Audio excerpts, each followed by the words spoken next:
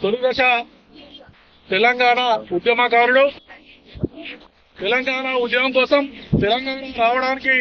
సర్వస్వం త్యాగం చేసినటువంటి జాతిపిత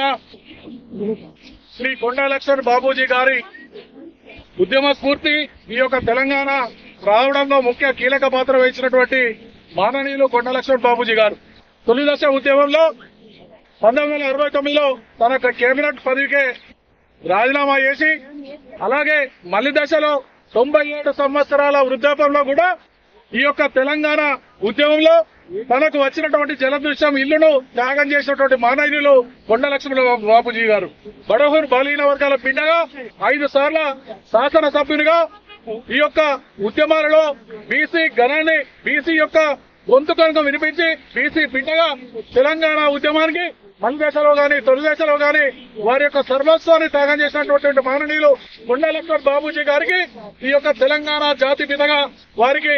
ఇవ్వాలని మేము పద్మశాలి సంఘం పక్షాన మనం కోరుకుంటూ ఈ యొక్క రాష్ట్ర ప్రభుత్వానికి మరొకసారి విజ్ఞప్తి చేస్తా ఉన్నాం.